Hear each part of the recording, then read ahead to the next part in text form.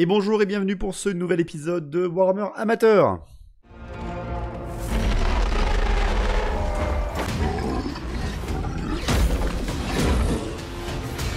Pour aujourd'hui, je vous propose une nouvelle armée sortie avec l'Arcane Journal Homme-Bête, la Harde Sanglante Minotaur. Question de vous montrer un petit peu du bourrinisme, du plaisir, contre un Trong clan royal nain, bien évidemment. Hein. On met du bourrin, on met du barbu et du poilu en face, avec des grosses haches, pour savoir lequel est le plus bourrin des deux. Bien sûr, si vous n'êtes toujours pas abonné à cette chaîne, je vous invite à le faire, ça soutient énormément le Stropole et surtout, nous, ça nous donne de la visibilité et surtout, ça nous montre que vous aimez le travail. De plus, vous avez les partenaires de la chaîne, vous allez voir un superbe tapis Torek, encore une fois, n'hésitez pas à aller voir avec votre code promo. Vous avez bien sûr Forge 3D pour les impressions que vous verrez dans cette bataille toujours. Vous avez Rebel Forge pour vous fournir en figurines officielles. Faites-vous plaisir, le Tipeee est là également si vous voulez soutenir la chaîne financièrement. N'hésitez pas, ça nous fera grand bien. La bataille d'aujourd'hui est une bataille avec un scénario très simple, c'était une bataille de percée. On avait déjà fait un scénario comme celui-ci sur cette chaîne, avec d'ailleurs aussi Graou et des nains. Donc il connaît le scénario, mais il a changé son gameplay. Ça va faire 1 an qu'il n'avait pas fait une bataille sur la chaîne. Et justement, il a changé son gameplay. Il vient avec une liste qu'il a utilisée dans plusieurs rassemblements de joueurs. Une liste assez forte contre une harde sanglante que moi je teste bien sûr pour vous avec plein de petites nouveautés. On va vous en parler bien sûr pour les listes d'armées. Donc qu'est-ce que c'est le scénario de la percée? C'est extrêmement simple. Votre zone de déploiement compte pour 0 points de percée à chaque tour. Le No Man's Land est divisé en 2 parts. La plus proche de votre zone et la plus éloignée de votre zone. La plus proche vaut 1 point par unité figurine personnage à l'intérieur de cette zone. Si vous allez dans la zone médiane de l'autre côté, vous avez 2 points en fin de tour. Et si vous arrivez carrément dans la zone de déploiement adverse, eh bien vous engrangez les points x3. C'est plutôt pratique. Ça marche pour les deux côtés, bien évidemment. Donc le but, c'est d'aller enfoncer l'adversaire, sachant que les nains avaient peu d'unités. Bon, on va le voir pour les listes d'armées. Donc la liste d'armées de Graou est une liste d'armées clan royal, il aime beaucoup ce fonctionnement de jeu. On a donc en personnage un roi sur porteur de bouclier avec arme lourde, armure de plate complète, rune majeure de frappe, rune majeure de Gromril et rune de préservation. Il est accompagné d'un forge-rune grande bannière avec la rune majeure de Grimnir, le bouclier et l'armure de plate complète. Et il a rajouté une enclume du destin. Pas génial, hein, une enclume du destin pour un scénario de percée, parce que ça va rester dans sa zone de déploiement et ne marquer aucun point. Mais c'est un atout indéniable pour les nains, l'enclume du destin. On peut comprendre qu'il ait choisi de la prendre. Pour vous expliquer que il a évolué en termes de jeu, c'est très simple. En unité de base, il ne joue qu'une seule unité, un énorme bloc. Il joue 30 longues barbes full équipées, armes lourdes, armure lourde, bouclier, bien entraîné, champion, étendard avec rune de bataille et rune de courage, et musicien. Le pack a 508 points, où il va mettre tous les personnages dedans, un truc intombable, ou presque, on va voir, hein, entre la vachette ou le petit nain qui gagnera. Et enfin, en unité rare, il a pris 5 dreads de fer, avec bien sûr un chef avec Torpiatrol, et 10 rangers avec l'étendard, et le champion, arme lourde, bouclier, et arbalète. Une liste d'armées extrêmement spécifique naine, avec vraiment le seul gros bloc central. Un petit peu, hein, Graou est un indéniable joueur de gros packs d'infanterie. Il est comme moi, il aime beaucoup les gros packs d'infanterie. Et justement, il démontre à chacun des rassemblements qu'on peut faire de joueurs que les packs d'infanterie, ça a un sacré bon avenir pour Warhammer The Old World. Mais là, mon but, ça va être de le bouffer. De mon côté, je viens avec une armée Harde Sanglante Minotaur, totalement pour découvrir l'armée. Hein. Je n'ai quasiment jamais joué Minotaur chez les Homme-Bêtes. Donc, pour vous expliquer un petit peu les nouvelles règles de cette Arcane Journal, on conserve le chaos universel, la fureur primale, le regard des dieux pour les personnages. On conserve également la rage sanguinaire, hein, le fait si dans votre fureur primale vous faites un double, et bien vous devenez frénétique. Il y a toujours les bandes de guerre chez les Homme-Bêtes, mais surtout, les petites règles qui se rajoutent, c'est que tous les personnages Minotaurs, les Minotaurs et les Gors deviennent impétueux dans une armée d'ardes sanglantes. Et si le général devient frénétique en réussissant une fureur primale ou une soif de sang, et bien tout simplement, tous les Homme-Bêtes à portée de commandement de ce général deviendront frénétiques également. Ça c'est les règles de base, on va dire, hein, qui pourraient nous intéresser pour un scénario comme ça dans la Harde Sanglante Minotaur. J'ai quasiment pas le temps de tout vous montrer encore une fois, mais c'est pour vous faire goûter, juste pour goûter. L'armée est commandée par un général Minotaur, hein, les fameux Doom Bull, j'aime pas les noms anglais mais c'est pas grave. C'est donc un personnage qui est équipé de la fourrure de minuit, il est avec l'armure spécifique du chaos qui lui donne une armure de plate complète avec une 1v5, c'est quand même pas rigolo non plus. Il possède les différentes règles des Minotaurs, hein, entre le regard et des personnages Minotaurs, la touche d'impact, le chaos universel, etc. Il est équipé avec la hache de Korngor, hein, bien sûr on la connaît depuis la V7, ou même la V6. Elle lui donne plus 1 en force, PA -2, attaque magique, arme à 2 mains, mais relance les 1 à la blessure. Sachant donc que le gars il monte à CC6, force 6 en du 5, PV 5, 5 attaques, 5 d'initiative. Ça commence à faire un sacré ton le Papa Minotaur, mais on va voir, on va pouvoir tester un petit peu, ça va être très très très sympa de voir ceci sur la table. On a rajouté des Minotaurs, bien sûr, un pack de 6 en ligne de 4, avec armes lourdes, le nouvel étendard qu'il dispose dans cette armée, avec une portée de déclaration de charge de 3 pas de plus, et un jet de charge amélioré de D3, question d'aller encore plus loin, ne pas oublier quand même qu'ils sont impétueux. Ils sont tous équipés en armes lourdes et en bouclier. Bref, ça tamponne sec, ça c'est le pack de 6, il y a également un pack de 3, équipé pareillement mais aucun état-major, c'est-à-dire qu'il a juste l'arme lourde et le bouclier, et encore un autre pack de 2 Minotaurs également équipé de la même chose, parce qu'on peut avoir un gros pack en base, donc pourquoi se priver, hein, littéralement. On a toujours les Diongor qui sont la signature de la chaîne, bien sûr, avec les arcs courts, et un chef de régiment pour monter incroyablement à commandement 6. On a 2 x 5 chiens du chaos avec l'avant-garde, parce que dans un scénario de percée, c'est ultra utile, sachant qu'en plus, Graou possède des éclaireurs, il va falloir s'en occuper. Et enfin, 2 petites choses. On a le Gorgon, alors là, un monstre que j'adore vraiment maintenant avec Old World. Il a toujours fait un bon café, et il a toujours fait un grand nettoyage, donc on espère qu'il fera pareil, les petits coups fatals, hein, sur les nains, ça fait toujours plaisir. Et enfin, nouveauté pour les hommes bêtes avec cet arcane journal, il dispose, clin d'œil à nos joueurs d'AOS bien sûr, il dispose de la pierre des hardes recrutable dans l'armée pour 100 points. C'est un décor, hein, c'est un décor dont on peut vous faire très rapidement le topo. C'est un décor infranchissable de 6 pas maximum qui est placé avant la première pose de figurine, à 6 pas minimum du centre, et pas dans la zone adverse. T'as pas le droit de le mettre en plein milieu et t'as pas le droit de le mettre dans la zone de déploiement adverse. Il faut le contrôler, une unité unique donnant fuite de PU de 5+, à 6 pas le contrôle. S'il y a plusieurs unités éligibles, c'est la plus proche qui contrôle la pierre, et s'il y a une égalité en termes de proximité et de PU, personne ne contrôle la pierre. Si vous contrôlez la pierre, vous avez une résistance magie -1. Si vous êtes un homme bête, vous pouvez relancer les 1 pour blesser au corps à corps. Et si vous êtes même un chaman homme bête, vous avez +1 pour lancer vos sortilèges à 12 pas autour, ainsi que les sorciers ennemis qui ont -1 pour caster à 12 pas autour. À 12 pas autour également, tous les ennemis ont -1 en commandement pour leur test de peur, de terreur et de panique. Et si vous la contrôlez à la fin de la game, qui que vous soyez, eh bien vous gagnez 200 points de victoire gratos.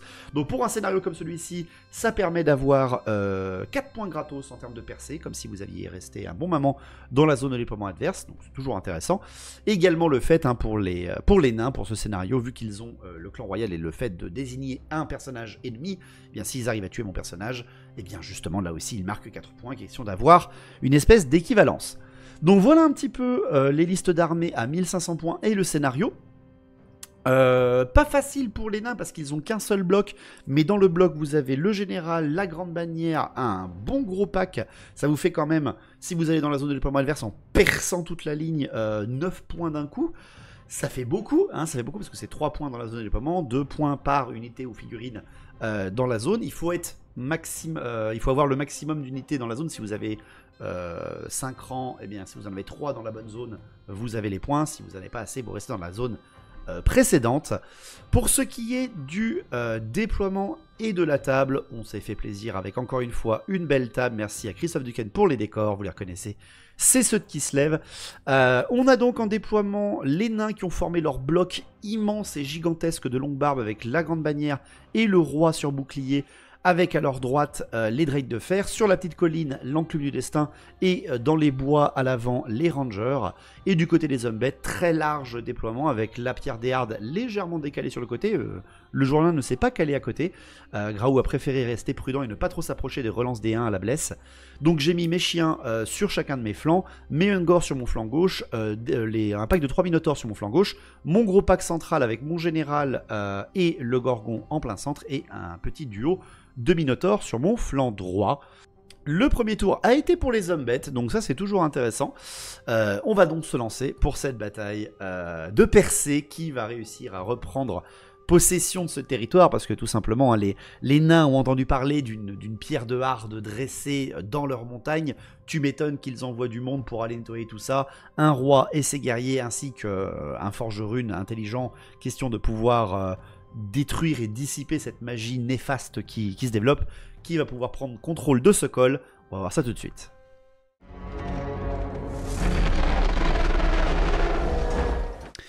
Après le déploiement et dans un souci d'équité, on a décidé que l'enclume du destin, même si elle était dans sa zone de déploiement, vu qu'elle ne peut pas bouger de la partie, à part reculer si je l'attaque, on a décidé qu'elle ramènerait un point tant qu'elle n'était pas encore à corps à Graou à chaque fin de phase. Donc en plus, moi ça me forçait à aller choper son enclume, question de mettre un peu la pression.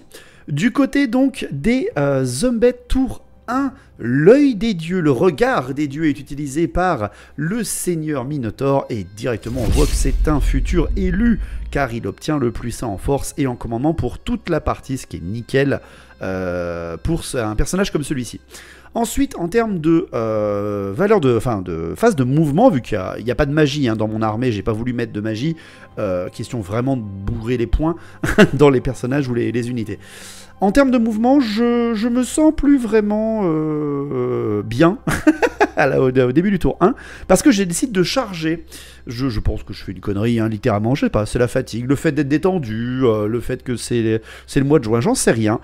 Je décide de charger avec mes pauvres petits chiens, les Rangers, je sais pas pourquoi, et je les envoie à la mort, parce que 4 d'entre eux mourront en tir en riposte avant de se faire massacrer au corps à corps, mais c'est pas grave, c'est les erreurs de début de partie. On va dire que ça rééquilibre l'énorme avantage que j'ai par rapport au scénario, vu que j'ai une armée extrêmement agressive et que j'ai eu le premier tour. Le fait que les chiens, alors 4 meurent en tir en riposte, 1 arrive au corps à corps, il se fera défoncer par les Rangers.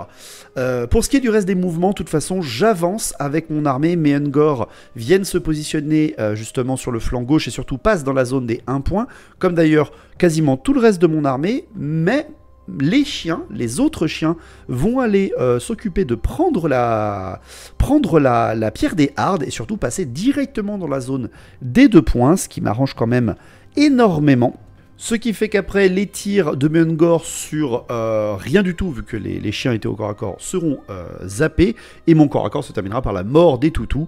C'est pas grave, je marquerai quand même des points par rapport au scénar, vu que fin du tour 1, si jamais je ne subis aucune perte, eh bien, Graou va me laisser 8 points de victoire d'un seul coup, donc ça va faire un peu beaucoup. Il va devoir s'en charger. Donc tour 1 des nains, phase de stratégie, l'enclume du destin va booster les relances des sauvegardes d'armure manquées sur les longues barbes. Il va le faire en version normale, c'est-à-dire qu'il n'aura pas le plus 1 d'armure, mais il aura la relance d'armure pour les longues barbes. En termes de mouvement, il avance justement son pack de longues barbes, non seulement à portée d'impétuosité du gros bloc de Minotaur, mais aussi dans la zone des 1 point. Et pour le reste, il décide de ne pas bouger ses Drakes de fer, donc ça va pas ramener grand point ceci, mon cher Graou, mais quand même ça va avoir le moins de malus possible pour les tirs, vu que son objectif étant de me laver au tir à ce moment-là, vu que c'est le meilleur moment de la partie pour le faire. En phase de tir, justement, les Drakes de fer sur le pack de 3 Minotaurs qui sont droits devant eux vont balancer leur tir. Les 4 tireurs normaux en force 5 vont enlever un seul PV. Par contre, la torpille à troll du chef de régiment va toucher et va exploser 3 PV directement à un Minotaur. Le petit plaisir de ces tirs force 8 dégâts D3, ça fait très très mal. Les Rangers juste à côté vont également tirer sur les Minotaurs qui sont blessés et vont retirer 1 PV. Et enfin, ça va être au moment du blast de l'enclume, vu que Graou n'a pas voulu utiliser le double mouvement en phase de mouvement avec son enclume, il décide de viser également les Minotaures qui étaient blessés par les tirs. Et là, il me fait un score de fou en termes de magie, il fait un 14. Ça fait très très mal, hein. Il fait un 11 au dé. Je tente mon double 6 pour le dissiper, je ne réussis pas. Ce qui fait que je me bouffe 10 touches force 4. PA-2, sachant que dès qu'il me fera le moindre 4+, ça va m'exposer mes PV. Et là, bien évidemment, Monsieur Graou m'explose mon régiment de Minotaures par un blast de l'enclume du destin monumental. Je perds donc ce régiment-là, mais heureusement, aucune panique de mes Minotaures autour ne se passera. Il n'y aura pas de corps à corps à la fin du tour 1. On calcule les points.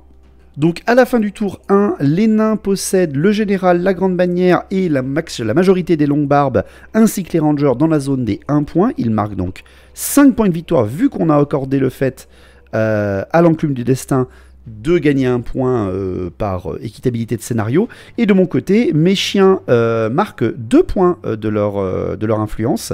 Et derrière après, les Ungor, les Minotaures, le Gorgon et le Général ramèneront en tout 7 points. J'ai donc un léger avantage, 7 à 5 pour la fin du tour 1.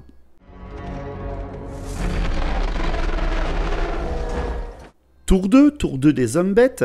L'œil des dieux, le regard des dieux à nouveau, se penche sur mon général et lui fera obtenir un +1 de CC pour la partie. On ne refuse pas une aide comme celle-ci. Je vais tester l'impétuosité de mon gros pack de Minotaures face à ces nains qui me provoquent et je réussis mon impétuosité. Ce qui fait que je vais rapprocher mes unités au plus proche et vraiment pour y mettre une grosse pression avec mes packs de Minotaures, mon général, mon Gorgon, protégeant en plus ainsi ma pierre et me mettant dans la zone des résistances magie -1 de la pierre des hardes. Donc j'avance légèrement mes Ungor pour qu'ils puissent au moins avoir en cible les drakes de fer en tir, et le reste vient s'accumuler face aux longues barbes. Pour ce qui est de mes tirs, bien sûr que les Ungor vont tirer sur les drakes de fer, et incroyablement, ils vont en tuer un. Voilà, c'est toujours agréable de voir ça. Et il n'y aura pas de corps à corps à la fin de mon tour 2, ce qui fait qu'on passe au tour 2 des nains. À nouveau, la relance de l'armure va être tentée sur les longues barbes, et là sera passée en maximal, c'est-à-dire que les longues barbes passent à relance d'armure, mais surtout +1 d'armure jusqu'au prochain tour des nains, donc ça fait pas rire. En termes de mouvement, bon, évidemment que ce coup-là, Graou va faire légèrement bouger ses drakes de fer pour voir le Gorgon et surtout pour rentrer dans la zone des 1 pas. Il n'essaie pas d'avancer, hein, parce que sinon il va vraiment être en menace beaucoup trop dangereuse avec les Minotaures. Donc, pour ce qui est des tirs, il va tenter son enclume du destin en direction du gros pack de Minotaures et va être dissipé par une résistance magie très intéressante des Minotaures. Derrière après, les drakes de fer vont tirer sur le Gorgon. Donc c'est parti pour les tirs des drakes de fer sur le Gorgon. Alors déjà la torpille à troll qui touche à -2. Elle touchera pas, ce coup-là, même de base elle touchait pas. Et ensuite les autres c'est -1 seulement, avec la longue portée. Eh bien il y en a 2 quand même, bien joué. Force 5 en du 6 le monsieur quand même. C'est sur du 5, eh bien que dalle. Donc vous voyez, sans aucun effet. Et enfin, les arbalétriers vont vouloir tirer sur le gros bloc de Minotaur et là aussi ne feront rien. Et il n'y aura aucun corps à corps à la fin du tour 2 des nains. On recalcule encore une fois les points. Pour ce coup-ci, le général, la grande bannière, les longues barbes, les drakes de fer, les rangers et le point bonus de l'enclume amènent les nains à 11 points. Mais alors ce coup-ci, pour les hommes bêtes, les Ungor sont les seuls à rester dans la zone des 1 point. Tout le reste, le général, les 2 packs de Minotaur, le Gorgon et les chiens sont dans la zone de 2 points. J'amène à 18 points les hommes bêtes d'un seul coup. Je plus que double ma valeur de points. Je viens mettre vraiment une énorme pression, non seulement en termes de corps à corps à Graou, mais aussi en termes de points. Mais encore une fois, rien n'est joué.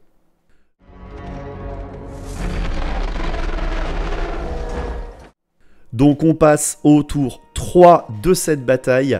L'œil des dieux, le regard des dieux à nouveau sur mon général, lui obtiendra un plus une attaque pour toute la partie. Donc il a eu que des bonus, hein, plus en force et en commandement, plus en CC, plus en attaque. Il commence à vraiment être un véritable tank.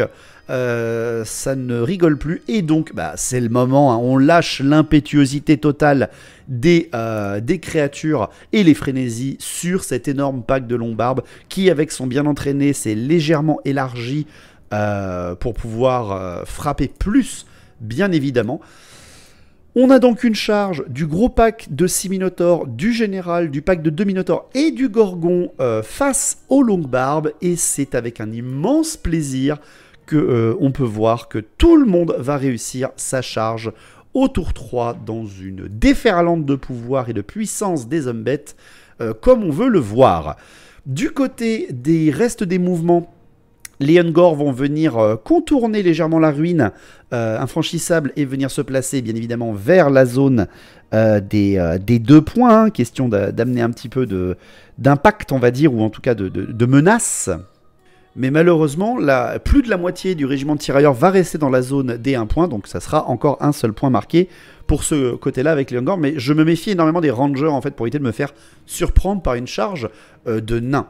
Donc du côté de mes tirs, je retire à nouveau avec mes Ungor sur les drays de fer, mais ce coup-là sans aucun résultat. Et enfin, on passe au corps à corps. Le corps à corps, donc je vous laisse compter, hein, il y a 8 Minotaures, un Seigneur Minotaure et un Gorgon, contre un pack de 30 Longuebarbe avec un roi et une grande bannière.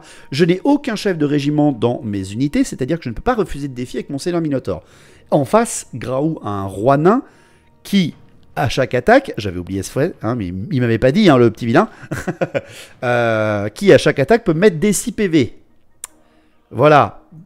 Ça fait un peu peur, et surtout, les nains ont plus 1 d'armure et relancent leurs armures grâce à l'enclume du destin qu'ils ont obtenu au tour d'avant. Cependant, de mon côté, je possède non seulement les touches d'impact, mais aussi j'ai réussi l'intégralité de mes fureurs primales, malheureusement sans aucun double, donc je n'ai pas eu les frénésies améliorées sur les Minotaures. Mais quand même, là, on est sur deux branches d'armée qui entrent en contact, et c'est fait pour ça. C'est vraiment le moment de la bataille où c'est les dés qui vont décider comment ça va fonctionner. Tout le monde a des relances, tout le monde va être là pour taper. Graou va hésiter un bon moment. Qu'est-ce qu'il prend? Est-ce qu'il prend ses armes lourdes ou est-ce qu'il décide de tanker ce tour-ci avec ses boucliers? Et prudemment, il décide de prendre ses boucliers, ce qui fait qu'avec l'enclume, il monte à 3 plus d'armure relançable. Même si moi j'ai full arme lourde en face, il aura quand même quasiment tout le temps une 5 ou une 6 plus relançable, plus l'invulnérable de 5 offerte par la grande bannière de Gruni. Donc, ayant l'initiative sur tous les nains face à moi avec mes charges, je balance le plus d'attaques possible. Les touches d'impact, le Gorgon, les attaques force 7, je le rappelle, des Minotaures, en PA-2, -3 s'ils font les 6, et mon général qui est là quand même pour taper des billes, eh bien, les Minotaures et le Gorgon, avec toutes ces attaques, ne vont retirer que 3 Longuebarbe. 3 Longuebarbe. Je fais 7-1 à la blessure avec mes Minotaures. N'étant plus à portée de la pierre des hardes, je n'ai pas la relance des 1 au corps à corps.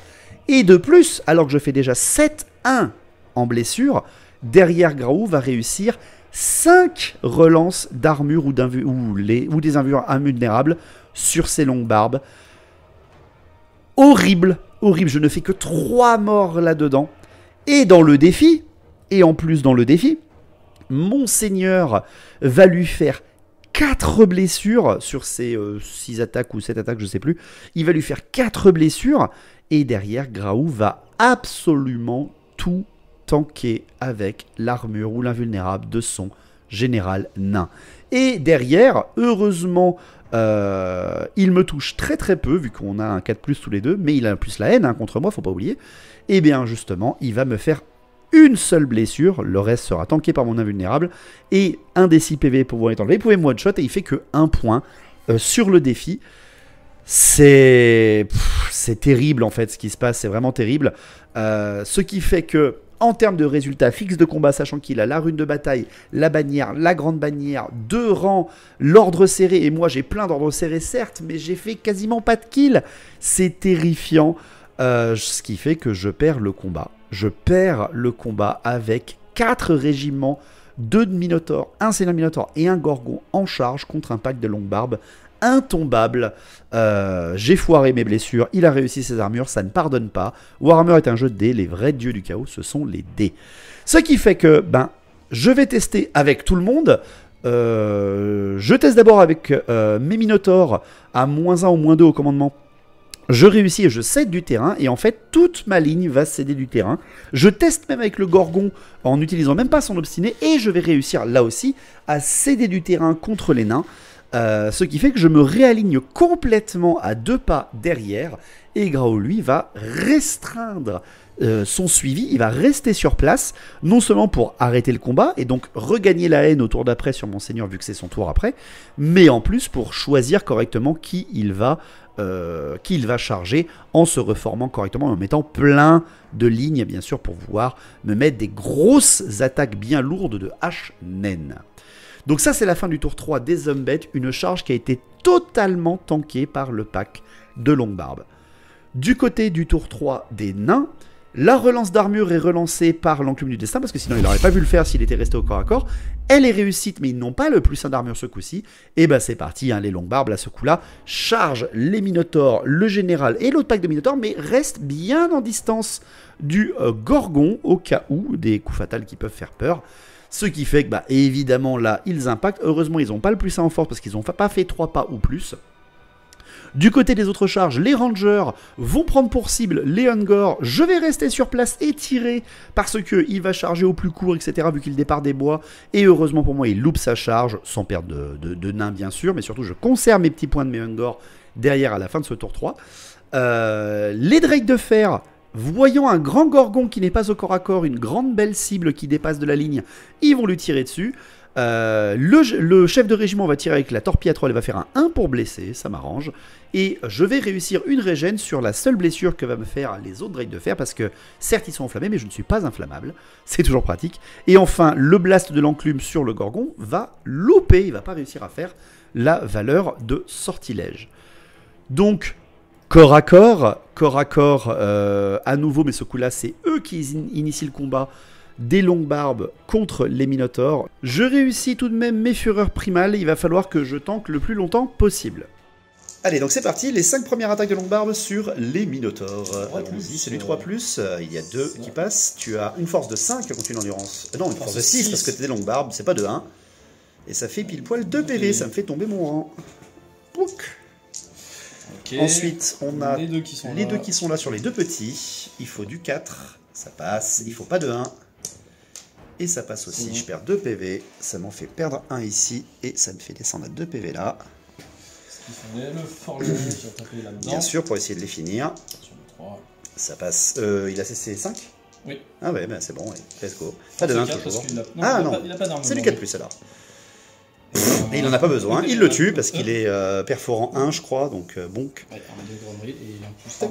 Ouais, largement. Voilà, et nous sera notre défi. Donc malheureusement, bon, je t'ai quand même fait 5 longues barbes tuées avec la riposte des Minotaurs, mais par contre mon seigneur a tout tapé quand même, il a fait un 5 sur 7, un 5 sur 6 et t'as tout tanké à l'armure. Donc la riposte du nain, ça touche que du 5 par contre. Par contre j'ai toujours ma haine. Tu récupères la haine parce que c'est un nouveau combat vu que tu as réfréné ta charge tout à l'heure et heureusement, oh là je vais mourir, c'est du 3+. Une à -2, une à -4. Très bien. Derrière après, je vais tenter mes armures, mais les -4, ça fait mal. Je vais perdre 4 PV avec la -4 et malheureusement ça va suffire à me tuer. Derrière après, la seconde attaque va faire seulement 1 PV de moins parce que là aussi je vais pas la tanker non plus. Bref, je vais perdre encore une fois malheureusement beaucoup trop. Ce combat, c'est vraiment terrifiant. Mais je ne suis pas totalement mort non plus. Je vais donc m'enfuir avec mon gros pack de Minotaur et je ne serai pas rattrapé par les longues barbes naines. On est vraiment très lent pour fuir ou se rattraper avec les longues barbes et les minotaures, mais c'est toujours intéressant. Donc on termine ce tour 3 avec un corps à corps qui ne s'est pas du tout passé comme je l'entends. Le pire, bien évidemment, c'est que les longues barbes sont sorties de l'axe de vue du Gorgon. Mais est-ce que c'est le pire vu que c'est une percée? Je ne sais pas, on va essayer de faire ça. On va calculer les points de la fin de ce tour 3. Du côté des nains, on a donc les drakes de fer, les longues barbes, la grande bannière, le roi nain et les rangers qui sont dans la zone des 1 point et le petit point bonus de l'enclume du destin. On monte donc à 17 points pour les nains. Et du côté des hommes bêtes, on a toujours les Ungor dans la zone des 1 point et les chiens et le Gorgon dans la zone des 2 points. On monte à 23. Je me fais grandement rattraper d'un coup parce qu'en même temps, je viens de perdre mon général, je viens de perdre un autre pack de Minotaur et le dernier pack de Minotaur est en fuite. Aïe aïe aïe aïe aïe, il va falloir rattraper ça et surtout continuer à mettre la pression sur ces maudits nains. Tour 4 des hommes bêtes. J'ai plus de regard des dieux.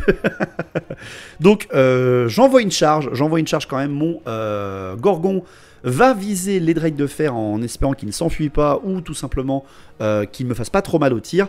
Je vais réussir ma charge et les tirs en riposte ne vont rien faire. La torpille-troll va me toucher, mais la torpille-troll va faire un second 1 pour me blesser. Enfin, les Ungor vont pouvoir voir devant eux les Minotaurs continuer de s'enfuir et les Ungor vont simplement se replacer pour pouvoir tirer. Et surtout rester dans la zone des 1 points parce que là avec les rangers ça devient vraiment trop dangereux de s'approcher de la zone des 2 points. Autant fiabiliser les points, j'en ai besoin du moindre morceau de petits points de ce scénario. Je vais tirer avec mes Ungor sur les longues barbes, mais bien évidemment je ne vais rien faire. Et au corps à corps, le Gorgon va faire face au drake de fer. Alors c'est mon corps à corps celui-là, Grau. Mais non, mais oui. il va faire son petit test de toute façon. C'est bon, il a sa fureur primale. Donc il est toujours là le monsieur, il va vouloir taper avec ses 5 attaques. C'est ses 4, mais je peux relancer les 1. On va essayer de faire quelque chose d'acceptable. Je peux relancer les 1, j'ai tout foiré. Voilà. Ça a été ça, avec ce Gorgon. Ah, il fait une touche, c'est bien, hein. Et il te blesse pas, voilà, c'est très bien. Alors excusez-moi, il a fait 2 touches, hein, bien sûr, à la riposte, donc oui, tu me blesses sur du 6, hein, bien évidemment.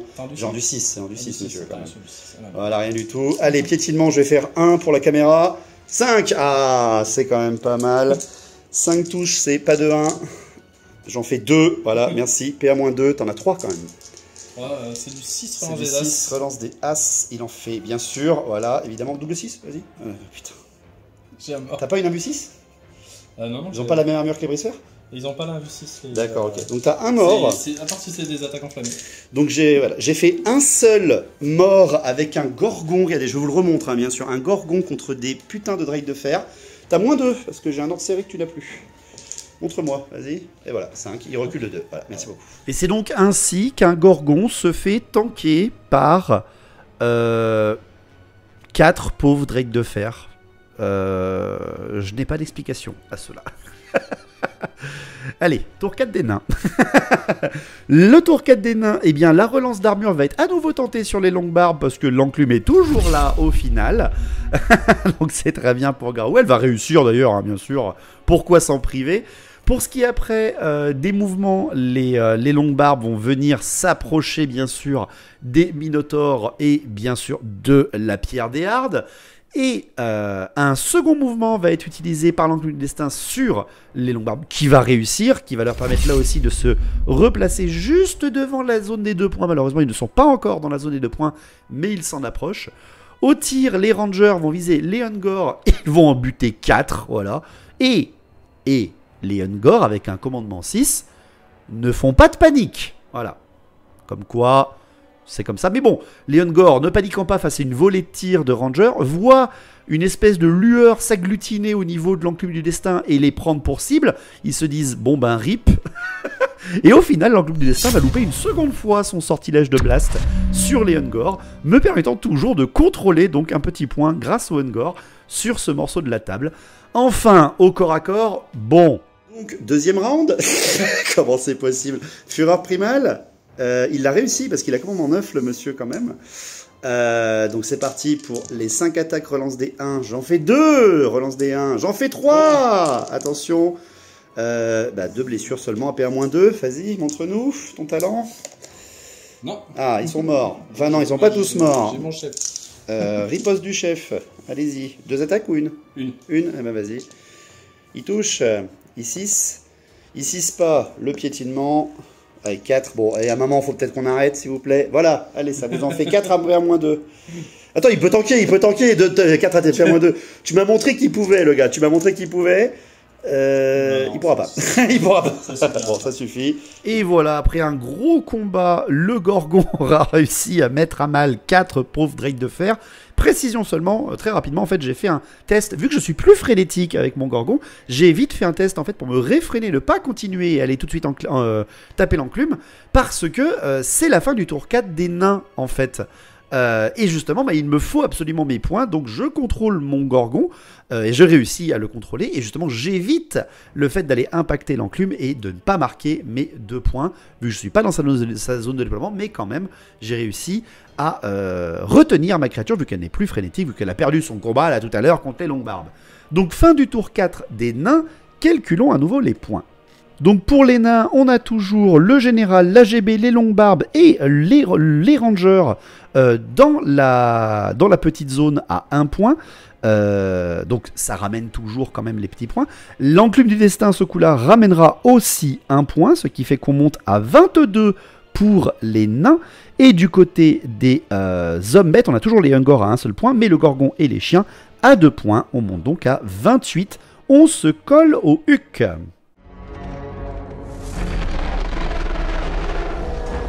Tour 5 des hommes bêtes. Évidemment, le ralliement des Minotaures va être tenté, pourtant au moins réorienter correctement ces Longbarbes où je veux. Et je l'échoue, ce qui fait que je continue de fuir, bien évidemment. Pour ce qui est après des charges, évidemment mon Gorgon ce coup-là va aller tanker la machine de guerre en club du destin des nains. Les Ungors vont tout simplement contourner la ligne des nains, bien sûr, pour venir leur mettre un petit peu du guac et des points, bien sûr. Ils entrent en tout cas enfin dans la zone à 2 points, surtout que je suis trop loin des rangers maintenant pour qu'ils m'en inquiètent. Je vais tirer toujours sur les Longbarbes, parce que de toute façon les rangers sont beaucoup trop blindés ou durs à toucher pour mes pauvres petits Ungors. Bien sûr, je ne ferai aucune perte. Ce qui fait que, corps à corps, le Gorgon contre l'enclume du destin. Allez, le Gorgon contre l'enclume avec son test de fureur primale qui loupe. J'en peux plus de ce jeu. Sérieux, j'en peux plus en fait. C'est du 4+. Voilà. Allez, et elle blesse. Ah, elle blesse bien quand même. Donc, je vais subir non seulement un PV en retour par la riposte des servants de l'enclume. Heureusement, mon piétinement lui remettra 2 PV dans la tronche, ce qui fait que l'enclume destin perd 3 PV sur 4, le Gorgon en a perdu qu'un seul. Je gagne ce combat, l'enclume du destin étant indémoralisable, elle va reculer de 2 points, et va surtout rester bloquée, et ne pourra plus faire ses sorts. Enfin, c'est fini, c'est terminé. Donc, tour 5 des nains, j'ai pas réussi à tuer quand même des nains très peu nombreux avec un Gorgon, j'ai vraiment pas de chance à cette partie. Tour 5 des nains, il n'y a plus de magie, comme je l'ai dit, donc mouvement, la charge des Longbarbes sur les Minotaures, bien sûr, évidemment, je suis obligé de m'enfuir. Donc voilà messieurs, il est en train de me déclarer une charge pour me faire obligatoirement fuir mes Minotaures, et voilà mon jet de fuite. Voilà, donc j'ai fait 2, donc tu dois faire combien, Gravo, s'il te plaît? Non, attends, mesure, parce que non, compte mon plus 2, quand même. Donc il faut que tu fasses un 6, c'est ça hein, parce que t'as 9, c'est ça 9 pas, oui c'est ça, c'est ça. T'as 3 plus un 6, ça passerait. Donc sur ces 2 dés, il faut qu'il fasse un seul 6 et il me mange. Connard. Eh ben, belle percée des nains, bravo. Et donc, pourquoi pourquoi vouloir arrêter les nains, en fait, je ne comprends pas vraiment. Ce qui fait que je suis mangé, voilà, je suis mangé par ces nains qui percent ma ligne, surtout qui rentrent dans la zone des 2 points. Aïe, aïe, aïe, à la fin du tour 5. Terrible, hein, bien sûr. Les rangers voient devant eux ces maudits Ungors qui les provoquent depuis le début. Ils vont tirer dessus. Donc pareil, on vient de faire le tir des rangers dans le dos des Ungors. Bravo, il fallait toucher à 4+, et voilà son jet. Voilà, c'est... Comme quoi, hein, les 6 au corps à corps et les 4 à la touche, hein, c'est dommage. Mais voilà, donc les Hungors sont toujours là.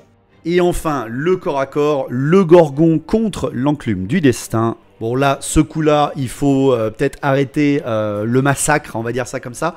Mais je tiens à le préciser tout de suite, je vais relouper ma fureur primale avec le Gorgon. Et surtout derrière, je vais faire seulement un PV à l'enclume. Heureusement qu'il n'en restait qu'un seul. À la fin de ce tour 5 à tomber sur 7 enclumes. Bon, j'aurais fait un piétinement derrière, mais quand même. Ce qui fait que le Gorgon va gagner son corps à corps. Et je choisis de ne pas entrer dans la zone des 3 pas de Graou, mais de me reformer. Car il a mis ses rangers à portée assez longue, mais je pourrais peut-être, avec un petit vol, le prendre de surprise sur ses rangers à mon dernier tour. Donc fin du tour 5, bien évidemment encore, on regarde le scénario et les points. Donc pour la fin de ce tour 5, les nains avec leur général, leur grande bannière, les longues barbes dans la zone des 2 points et les rangers dans la zone des 1 point marquent 29 points de victoire. Et du côté des hommes-bêtes, les Hungors, le Gorgon et les chiens sont tous au maximum dans la zone des 2 points. Ce qui fait que les hommes-bêtes marquent 34 points au total. On est à 34 contre 29. Tout va se jouer au dernier tour.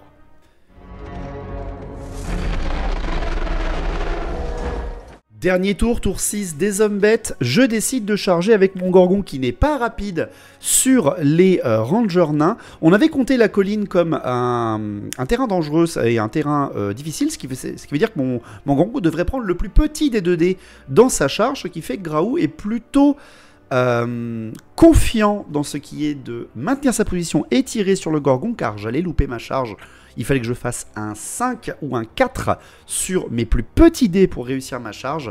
Et c'est là que je vais réussir dans un gros coup de chance enfin de mon côté. Ce qui veut dire que mon Gorgon vient impacter les rangers au dernier tour. Et ça m'arrange. Pour ce qui est de mes mouvements, mes Hungors vont venir en fait se mettre dans le dos des longues barbes pour qu'ils puissent pas vraiment se retourner vers la pierre des hardes et me faire perdre mes points bonus de fin de partie. Même si bon, ça va certainement se diriger soit vers le bord de table et ma zone de déploiement, mais il y a un terrain difficile devant, ça va aussi grandement ralentir les nains, ils n'auront pas la portée. On va ralentir le plus possible au tir, bien sûr je vais tirer dans le dos des longues barbes et je vais rien faire. Et pour ce qui est de mon tour 6, le corps à corps du Gorgon sur les rangers nains. Le corps à corps du Gorgon qui a réussi sa fureur primale sur les rangers. J'ai fait 3-1 bien sûr, donc heureusement ce coup là il a réussi. Ah bah voilà la fureur primale qui fonctionne. Pas de 1, force 6. Et ben ça te fait un coup fatal et 3 autres morts, donc il n'y aura pas de riposte monsieur. 4 morts faits au corps à corps, le piétinement derrière va en écraser 2 de plus, les nains ne pourront absolument rien faire, ils vont s'enfuir, et en plus ils seront rattrapés derrière par le Gorgon, qui par contre retourne dans sa zone des 1 point et pas des 2 points, c'est dommage pour moi.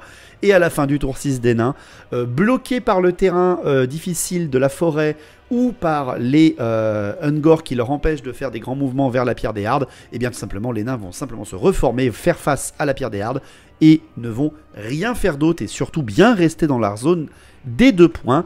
Ce qui fait qu'à la fin de cette bataille, les nains avec leur général, leur grande bannière et leur longue barbe dans la zone des 2 points montent à 35 points au total. Et du côté des hommes-bêtes, avec le Gorgon retourné dans la zone des 1 pas, les Hungors qui sont vraiment trop à la limite et là aussi dans la zone des 1 point, et les chiens toujours là en train de faire pipi au bord de la pierre des hardes depuis le début de la bataille, sont dans la zone E des 2 points, et bien on monte à 38 points de victoire. On est à 38 contre 35 pardon, du côté des nains. Les deux ont obtenu leur objectif, l'un de tuer le général Minotaur, l'autre de protéger les hardes. On marque donc tous les deux 4 points de victoire supplémentaires. Et bien évidemment, j'offre 2 points de victoire à la mort du général des hommes-bêtes, ce qui fait que les nains montent à 41 contre 42 pour les hommes-bêtes. C'était très limite cette bataille. Alors, Certes, ça finit sur quasiment une égalité, hein, au point, je gagne de un seul tout petit point parce que mon adversaire a eu pitié de moi sur mes jets. En termes de victoire, au point de victoire, si c'était une simple bâche, pour vous donner un exemple, je n'ai marqué que 720 points avec, en comptant les points bonus de la pierre des hardes. Les nains en étaient à plus de 1226. Donc techniquement au point, c'est une victoire naine. Et au scénario, c'est une toute petite arrachée, un tout petit coup de brame avant de partir en courant des hommes bêtes.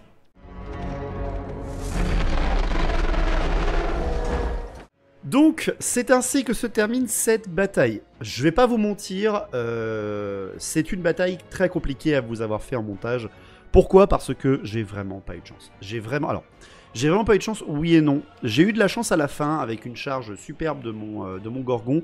Le Gorgon qui quand même a nettoyé 3 régiments. Il a nettoyé certes quelques drakes de fer, une enclume et des rangers. En ayant perdu un combat juste avant contre des longbarbes quand même. Mais beaucoup de 1 à la blessure qui malheureusement se passait trop loin de la pierre des hardes et surtout de très belles sauvegardes d'armure du côté de Graou. Mais j'espère quand même vous avoir montré que les nains sont une armée qui peut être extrêmement offensive et qui même dans un scénario où il faut traverser la table reste très bon, excellent. Surtout que voilà, il a fait très peu de second mouvement avec l'enclume alors qu'il aurait pu le faire. C'est juste que moi je lui mettais trop la pression. Et surtout derrière, il n'avait pas mis le chariot de Bugman, il n'avait pas placé ses éclaireurs directement dans la zone des 3 pas. Donc vraiment voilà, on aurait pu être beaucoup plus énervé en termes de points pour les nains. Certes, le fait d'avoir donné un petit point avec l'enclume destin rattrape le coup, mais c'est plutôt normal aussi, il faut être fair play, c'est le but du jeu, bien évidemment. Surtout que c'était une nouvelle armée, ils ne la connaissaient pas. De mon côté, la harde sanglante, c'était vraiment un exemple pour vous sortir la vidéo avec la nouvelle armée. Je n'ai pas mis de mage, j'ai mis très peu de tireurs, j'ai mis beaucoup de minotaures et j'ai pas mis le reste qui était fort chez les hommes bêtes, j'ai pas mis de Razorgore, j'ai pas mis de créatures vraiment très agressives. Bon après c'était une armée de minotaures quand même, hein. Mais malheureusement voilà, j'ai pas eu trop de chance avec cette nouvelle armée, mais j'arrive à arracher de 1 point le scénario avec des micmacs de position etc. Voilà, on s'est fait vraiment en tout cas vraiment plaisir.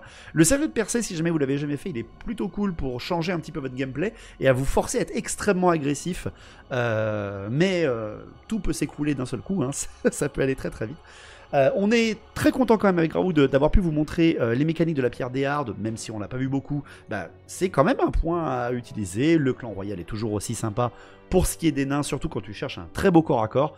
On espère quand même que cette bataille vous a plu, que vous avez passé un bon moment. Pour moi c'était un pur kiff. Je vous ai mis des G2D, des passages de la partie. Je sais pas si ça va vous plaire, si ça va pas vous plaire. On n'arrête pas de me le demander en tournage. Pas en tournage mais dans les commentaires. Ça serait bien d'avoir un peu des jets de dés etc. Donc j'ai essayé de faire l'effort à cette bataille. Je vous avoue que moi c'est pas super mon kiff. Vous me le dites en commentaire si vous trouvez que ça va ou si ça casse un peu le rythme de la partie, ça casse un peu le rythme de la vidéo. Mais moi ça m'a permis de la meubler un peu. Parce que sinon, pas beaucoup de tirs, pas beaucoup de magie, pas beaucoup de mouvements dans cette bataille. C'est sûr que la vidéo aurait pu faire 20 minutes. Mais voilà, j'essaie de faire en sorte que vous soyez heureux autant que moi lorsque je fais des parties. Merci à vous d'avoir suivi cette vidéo. N'hésitez pas bien sûr à la liker, la commenter, la partager et de rejoindre le Tipeee si vous le pouvez. C'est toujours une aide, surtout qu'on veut passer professionnel et avoir un Tipeee fixe. Ça peut être super sympa pour nous, pour bien calculer nos budgets et pouvoir bien vous faire des rapports de bataille du plaisir. Nous sommes, lorsque cette vidéo sort, le 13 juin. J'espère vraiment que vous êtes prêts pour les annonces de dimanche. Je dirais rien de plus. Merci à vous, portez-vous bien, soyez sages, et on se retrouve bientôt pour plus de rapports bataille pour Warhammer The Old World. Ciao.